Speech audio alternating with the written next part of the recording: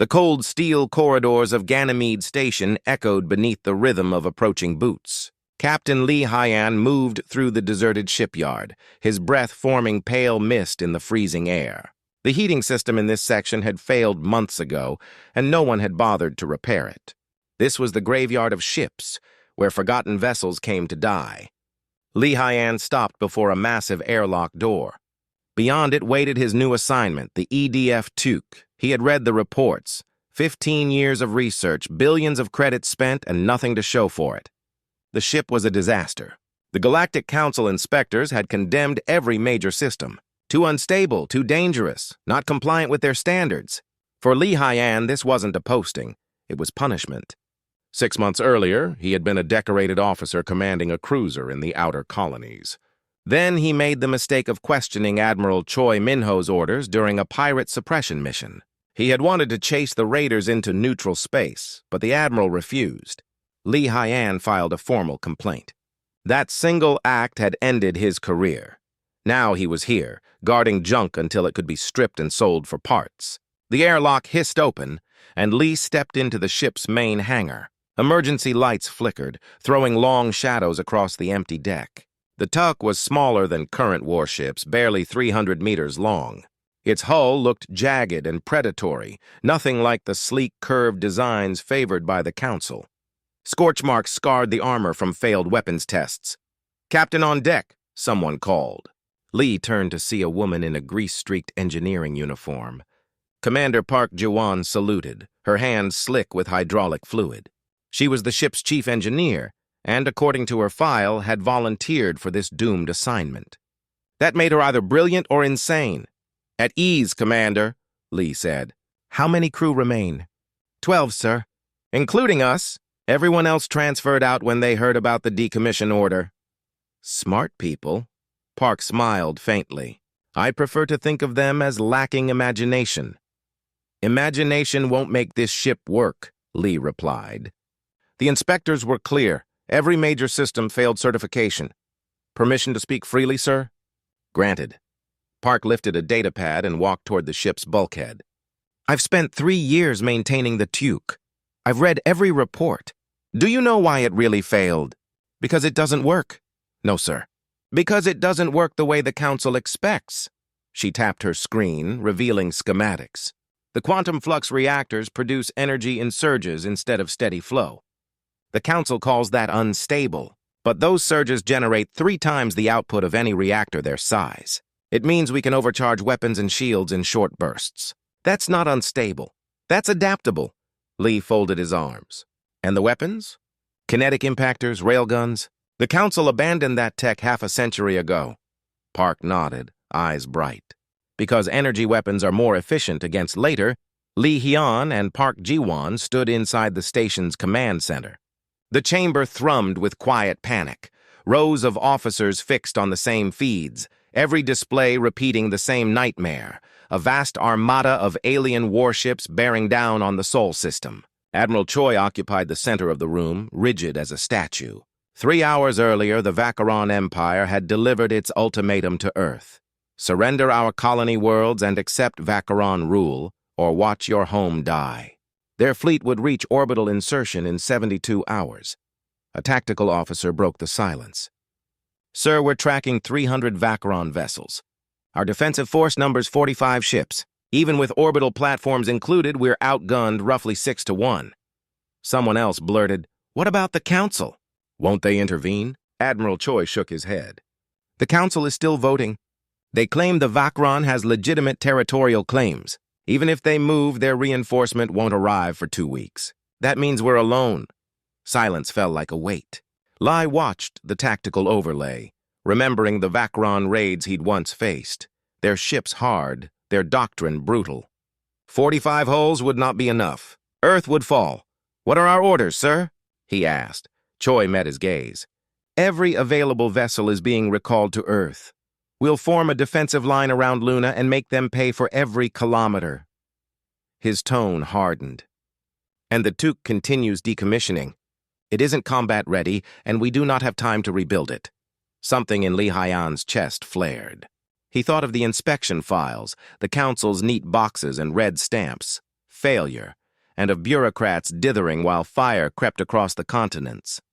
"Sir, permission to speak," the Admiral exhaled. "Captain, I know what you're going to propose." The answer is no.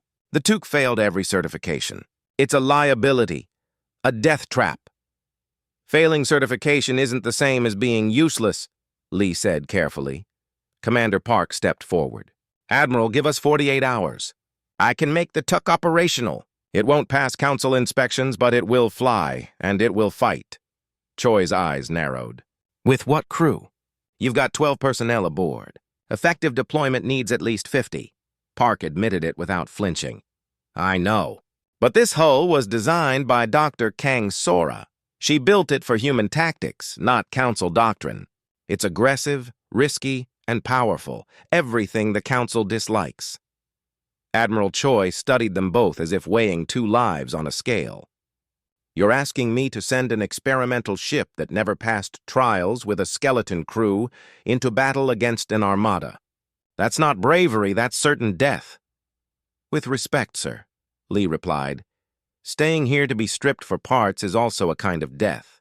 Give us the chance to die fighting." For a long moment, Choi said nothing. Then he tapped his communicator. "Get me Dr. Kang Sora. Tell her to report to Ganymede Station immediately." He turned to Lee. 48 hours, Captain. If the Took isn't ready by then, you evacuate with station personnel. Understood?" "Yes, sir." As they left the command center, Park's grin was almost gleeful. "We're actually doing this. Taking a rejected prototype into battle against 300 warships, brilliant." Lee Hyan didn't smile. "Start a list of everything that has to work. We're going to bypass safety protocols and cut corners. The council can file complaints after we're dead." "That's the spirit, sir," Park said, and they headed back to the Took. For the first time in months, Lee felt something he hadn't felt in a long while. Alive. The council's standards had never been tested under fire. The Vacheron were about to learn Earth didn't play by alien rules. The clock began its cruel countdown.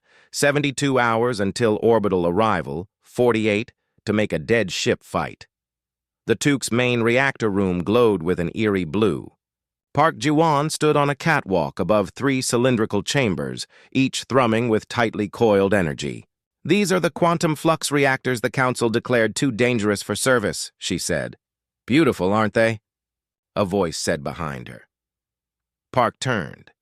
Dr. Kang Sora climbed the ladder, older than her file suggested, streaks of gray and black hair and fierce hollows beneath her eyes. Her intensity burned through fatigue. "Dr. Kang, thank you for coming." Kang moved to the railing and looked down at the reactors. "I heard Choi plans to use my ship. I thought he called it garbage." "He said he's desperate," Park answered. "Semantics," Kang muttered, then set her tablet to run diagnostics.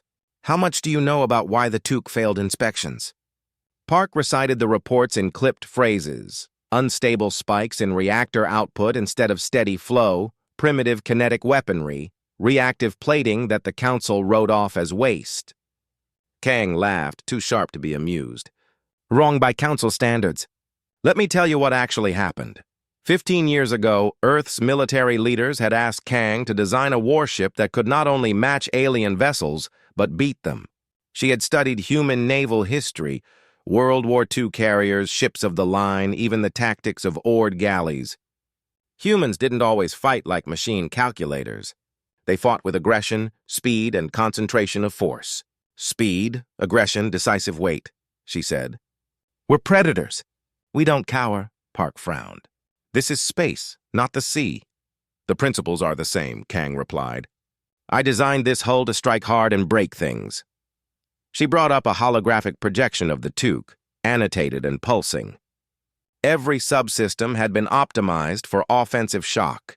Reactors that favored spikes of overwhelming power, weapons built to punch through energy screens, armor that traded redundancy for reactive protection. "The council builds deterrence and patrol ships. I built a killing machine. Then why did they reject it?" Park asked. Kang's face darkened. "Politics. The council wants their member species dependent on their technology and standards. If Earth produced a platform that worked better, others might follow. They couldn't allow that. So they labeled my work a failure and protected their monopoly. Voices below cut through the exchange. Lee Hyan entered with a ragged group of new crew, sailors, marines, civilians who'd volunteered or been recruited in a flurry. Park counted 23 more faces as they filed into the reactor bay. Some were uniformed. Others were ragged volunteers. Lai climbed the ladder to the catwalk. "Dr. Kang, good to have you." He turned to Park. "I found everyone willing to join what's probably a suicide run." A young pilot stepped forward, wings pinned to her chest. "Lieutenant Han Mi reporting. You said you needed a crazy pilot. My experience, 2 years on patrol craft, 5,000 hours, mostly in... Vakron shields are tuned to bleed off energy beams. Kinetic projectiles ignore that mitigation and strike straight through." Kim Doyen whistled. "How much punch are we talking?" he asked. "Each projectile impacts with the energy of a small nuclear detonation," Dr. Kang Sora said. "We have 6 rail batteries, 3 rounds per battery, 18 shots total before we must reload, and reloading takes 30 minutes. "Only 18 shots against 300 hulls?" someone said, aghast. 18 shots that can destroy capital ships, Kang corrected. "Use them with purpose." Third advantage, reactive ablative armor. Park Ji-won stepped forward. When struck, the outer layer detonates outward, dispersing kinetic energy. Fresh armor then flows from internal reserves to replace it. "The Council called it wasteful," Kang said. "I call it survivable. It lets us shrug off impacts that would shear a Council cruiser in half." "What are the trade-offs?" Lee Hyan asked. Kang's face darkened. "Speed and endurance. The hull is light and maneuverable, but flight at combat velocity draws massive reactor current. At high thrust, we cannot sustain maximum weapon output. We must choose between velocity and firepower. Is the flicker drive usable?" Park Ji-won asked. "The engineering notes mention it." Kang hesitated. "It's experimental. It grants microjumps, hundreds of kilometers in a blink. In combat, it functions like short-range teleportation. Why did the Council ban it?" Nam Yunji asked from the shadows. "Because the calculations are devilish and tiny errors are fatal," Kang replied. "A miscalculation could place you inside an asteroid or through another ship's hull." "How complex?" A thin woman pushed up her glasses and stepped forward. "I can handle it. Tactical Officer Nam Yunji, 3 mathematics degrees. Give me the parameters and I'll compute jump coordinates in real time." Kang studied the officer. "You'll need to evaluate a dozen variables under fire with no margin for mistake." "I understand," Nam said. Lee Hyan surveyed the ragged crew arrayed before him. "We'll not fight by the Council playbook. We'll do what they insist is impossible." He turned to Park. "Remove every limiter on every system. Dr. Kang, push reactors to rated maximum," he ordered. "Lieutenant Han, prepare attack vectors that assume we have no shielding." Sergeant Kim, ready boarding protocols even if command thinks it insane. "We'll be faster, more aggressive, and more willing to absorb damage than the Vakron expect." "That's suicide, sir," Chief Shinbora said softly. "No," Lee replied. "Suicide is passive waiting, slow annihilation. We charge, we hit with everything, and we make them regret stepping into our neighborhood. If we die having struck back. We take as many with us as we can." Silence hung for a heartbeat. Then Kim Doyen began clapping. It rippled through the bay until the reactor room vibrated with applause.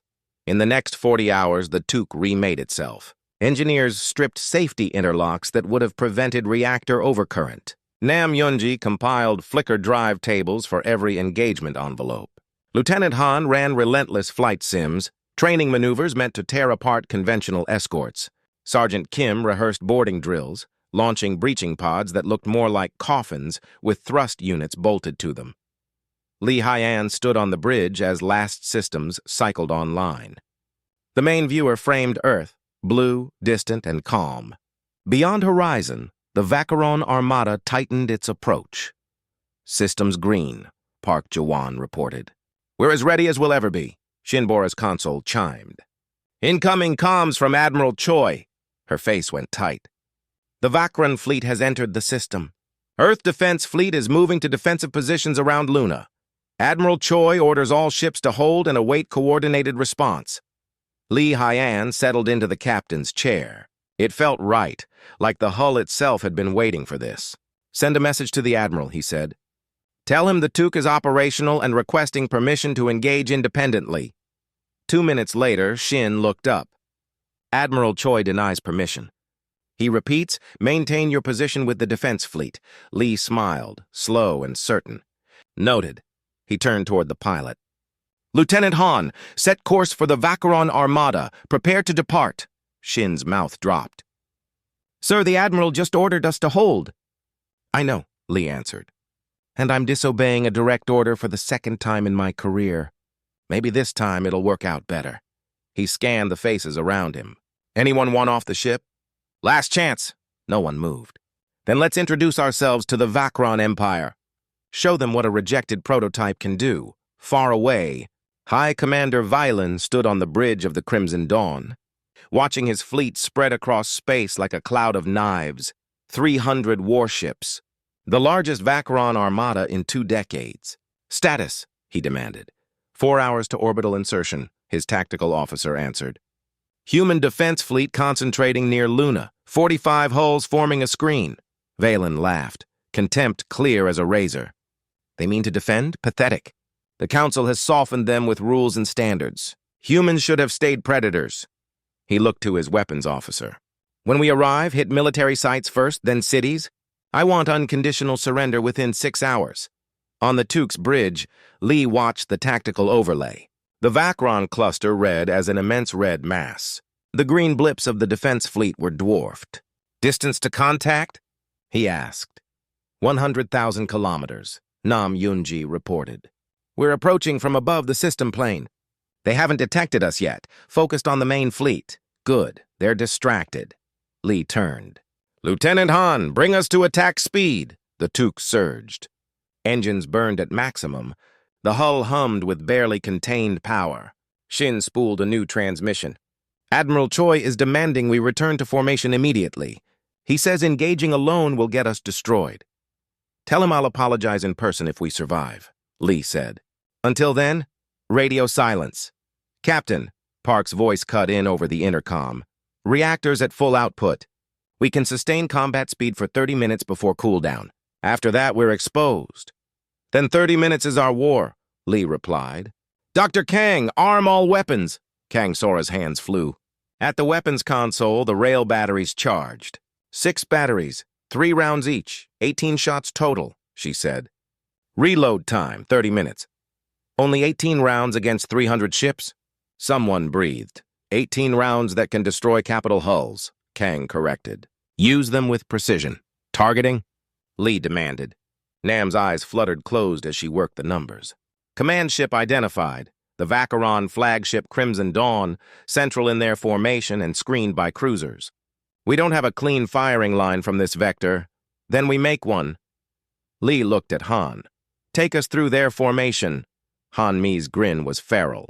"Sir, that's suicide." "They'll try to shred us," Li acknowledged, "but we're faster and more maneuverable than anything they've seen. Trust the ship. Trust yourself." "Best last words I've heard all day," Han laughed, slamming the throttles. "Brace!" Alarm screamed as Vacheron sensors finally spiked. On the Crimson Dawn, Violin's officer barked, "Single contact, extreme velocity, targeting now."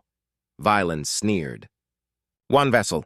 Ignore and continue." But 6 cruisers peeled off and engaged. "Cruiser Squadron 7, destroy that annoyance," Violin ordered. "Cruisers targeting us," Shin reported. 6 vessels, optimal firing range in 45 seconds. "Range?" Li asked. 50,000 kilometers, Nam replied. 45 seconds to impact. "Lead cruiser, target locked," Kang announced. Time slowed to a metronome. The Took streaked on, insignificant against the sea of Vacheron metal. Energy lances stitched through the void. Han threw the hull into a rolling dive, evading 3 beams. A 4th scored a grazing hit, and the whole ship shuddered. "Shields 80%, Park said. 30,000 kilometers, Nam warned. Another volley sang past. Han drove the Took like a fighter, twisting and diving where a warship should hold steady. Reactive armor blossomed outward as glancing blows vaporized outer layers. New plates flowed into place. 10,000, Optimal rail range, Nam said. A thunderous report echoed through the bone of the ship as the first rail battery fired, 3 tungsten slugs launched at 0.3% light speed.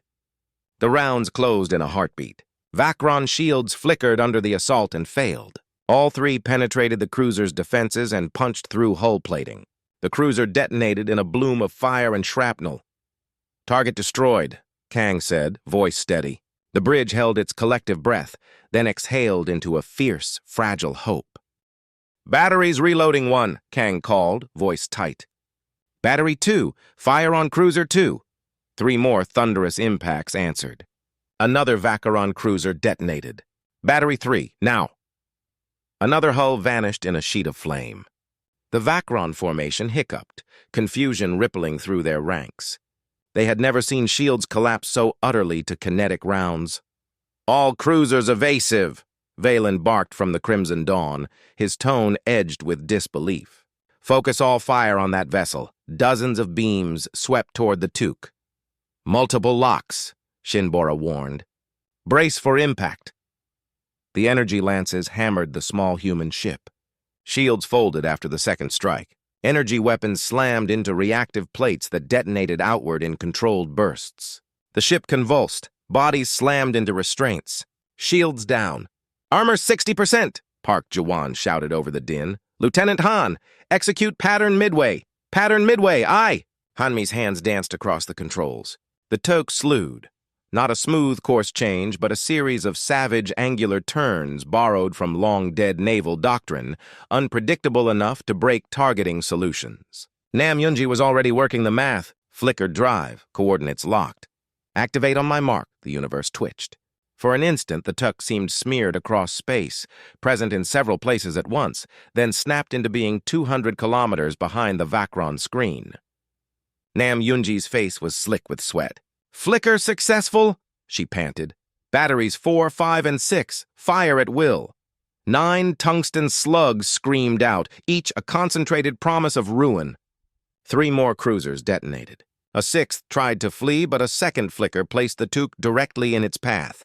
"Ram them," Li Haiyan ordered. The Took's bow struck the cruiser's shields at full speed. The reactive armor exploded outward and, paradoxically, amplified the impact on the enemy hull. Vakron plating failed.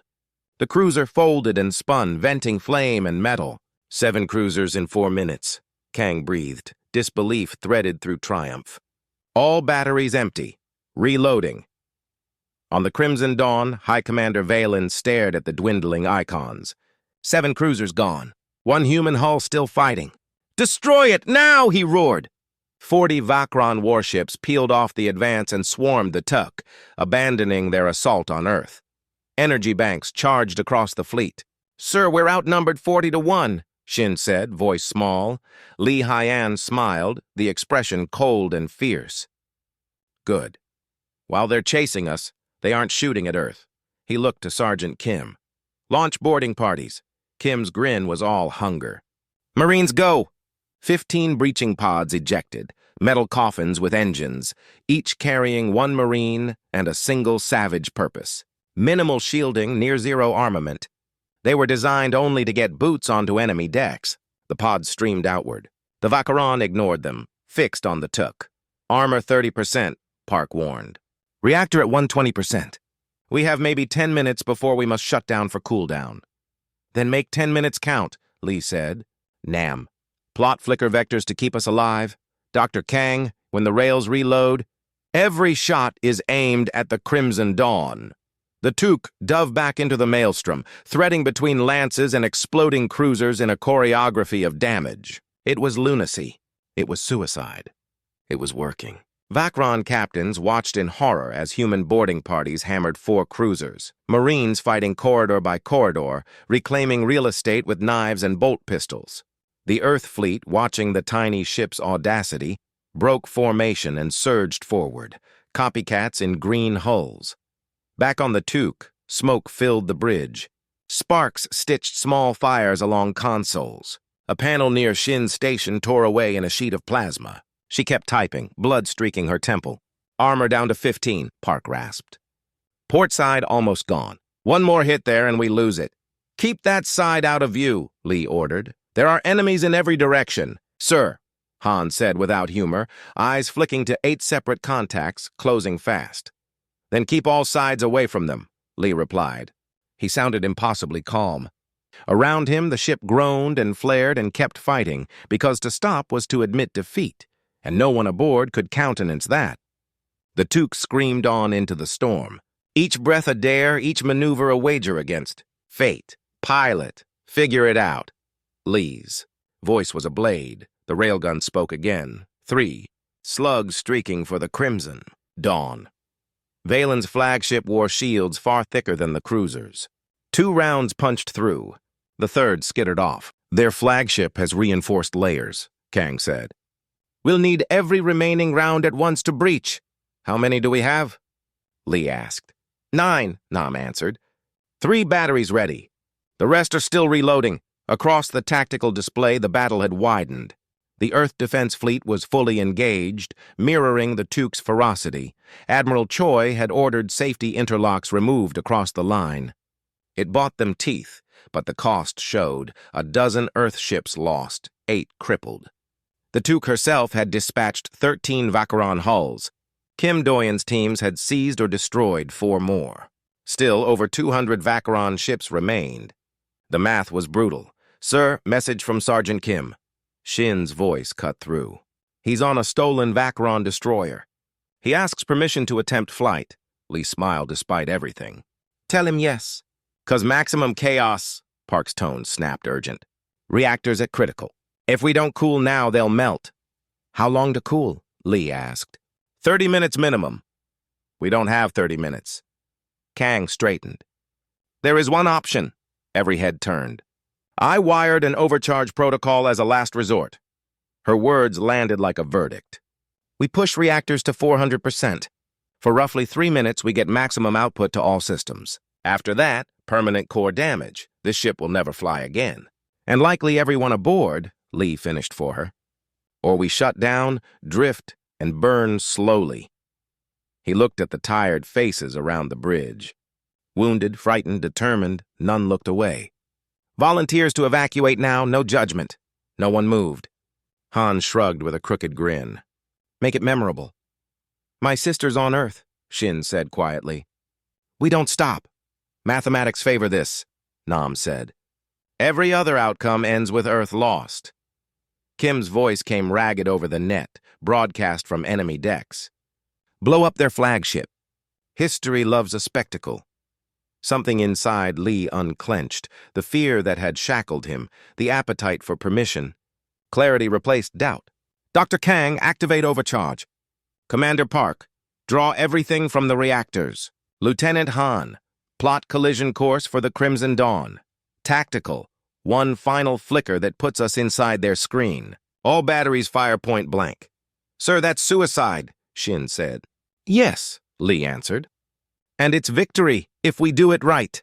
Activate. Kang's fingers moved with machine calm. Deep in the ship, the quantum flux cores screamed as they poured out power they were never meant to sustain. Lights flared white. Systems stuttered, then obeyed with frightening speed. Shields knit to full. Weapons finished charging in heartbeats. Overcharge active, Park announced. Power 200%, 350, 400 reached. Clock, 3 minutes to core failure. Distance to flagship? Lee asked. 80,000 kilometers, Nam said. Their defensive screen, 15 cruisers, 30 destroyers. Plot a flicker to place us 2,000 kilometers from the Crimson Dawn's bridge. Nam's hand trembled as she ran numbers. At 2,000, 100-meter error, and we materialize inside their hull. That kills us and them both. You've never made a mistake. They don't start now. Coordinates locked, she whispered. Ready on your command, Lee Hyan's voice steadied. All crew brace. No matter what happens in 3 minutes, you have made humanity proud. It is the honor of my life to serve with you. 2 minutes, 30 seconds, Park intoned. Execute. Flicker on my mark. Reality tore. The Took, smeared across probabilities, coexisted in overlapping positions for the blink of an eye, then reassembled in a breathless snap. The viewscreen filled with the Crimson Dawn, so close Lee could see static in its forward panels. Alarms screamed on both bridges. "All batteries, fire!" Kang cried. 9 tungsten slugs launched at 0.3% light speed from point-blank range. Time collapsed. The rounds took barely a heartbeat to cross the gap. Valen's shields had no time to compensate. The first 3 pierced the protective layers.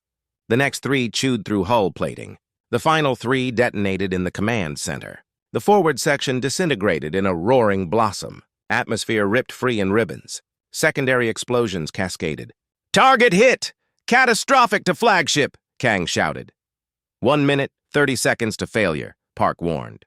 "Lieutenant Han, full speed. Ram them."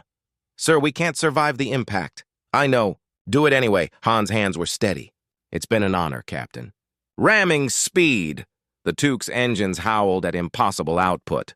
The dying flagship opened and the 2 ships closed. The human vessel a comet of desperate will, the Vakron behemoth a cathedral of dying authority. Around them, the fleet screamed and fired, but the die had been cast. But it was too late. Nothing could stop the Tuke's momentum now. On what remained of the Crimson Dawn's bridge, Valen dragged himself from the wreckage. Half his officers were dead, systems dying one by one. Through the fractured viewport, he saw the human warship blazing toward him, wreathed in fire and debris. "They're mad," he whispered. The Tuke slammed into the Crimson Dawn at full velocity. Reactive armor detonated outward, amplifying the impact. The flagship's shattered hull collapsed like thin metal foil. Both ships tore through each. A storm of burning wreckage scattering across thousands of kilometers. In the Tuke's engineering bay, Park Gaiwan watched the reactor levels spike deep into the red. "Reactor critical. Core breach in 10 seconds. All hands, seal emergency sections." Across the ship, crew members locked bulkheads and switched to emergency life support. Kim Doyen, aboard his stolen Vakron destroyer, watched in disbelief as the 2 giants destroyed one another. "Captain! Captain Lee, respond!" Only static.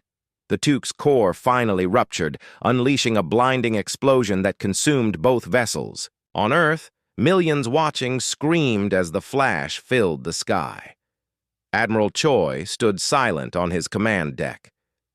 "The Tuke is gone," his officer murmured. The Vakron fleet, their flagship obliterated and command lost, faltered. Sensors showed. Human ships charging forward, engines roaring beyond safety limits, just like the Tuke. Admiral Choi made his choice.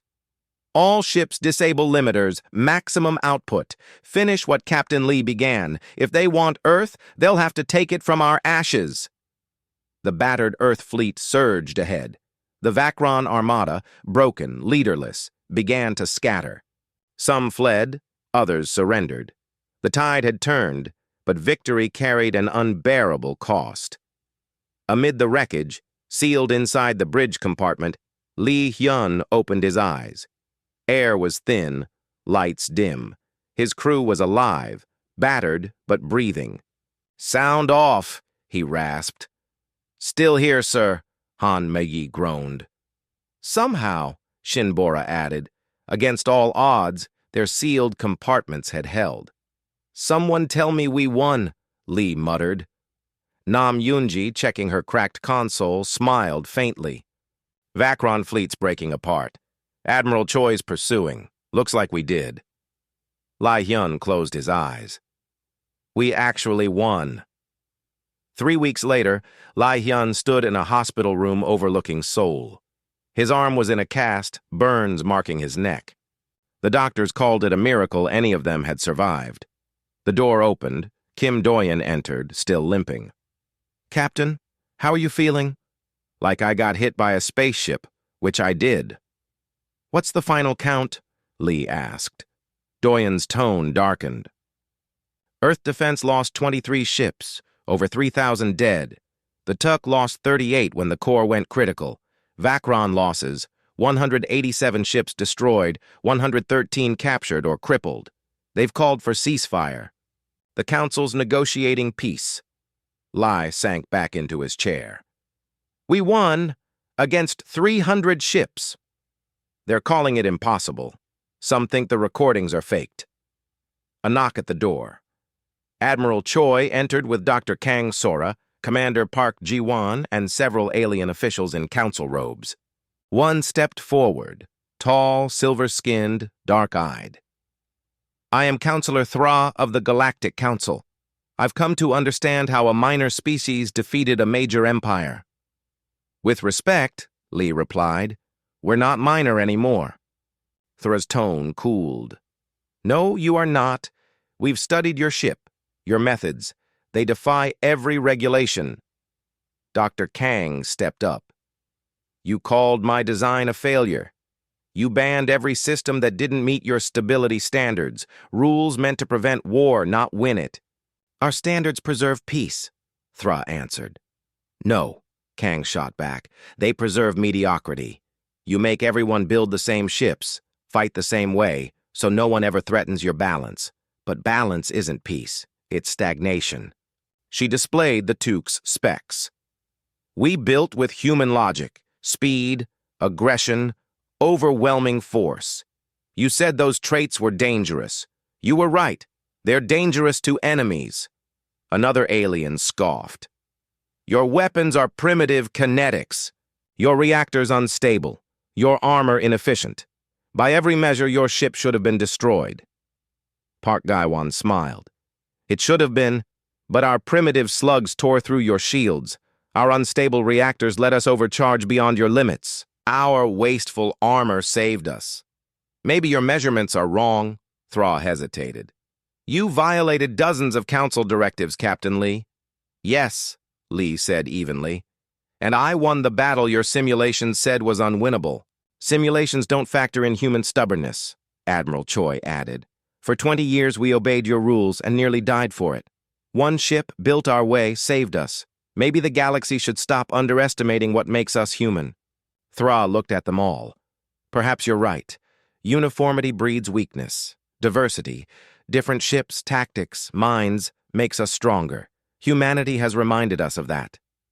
"So you'll lift your restrictions?" Kang asked.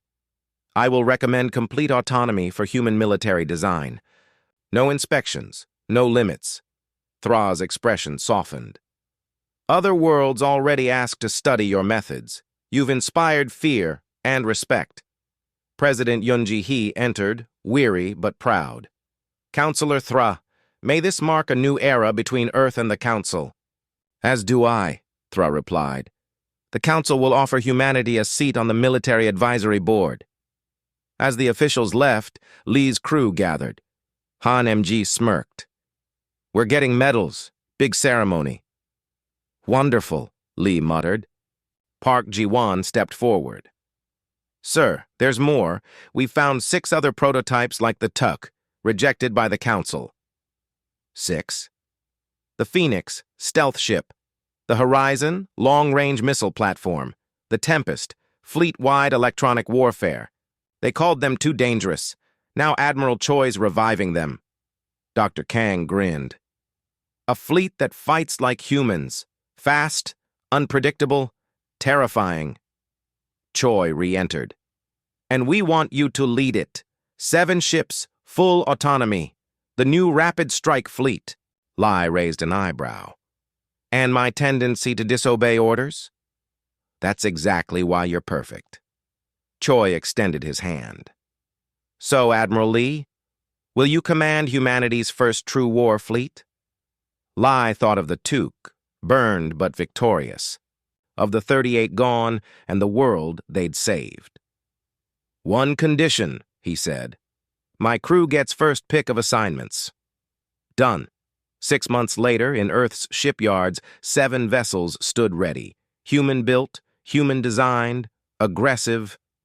The largest bore a familiar name, Tuke 2, reborn stronger than before.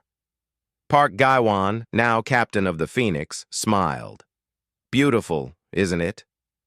"The council called them ugly," Lee replied. "Good. They're built to win, not to impress."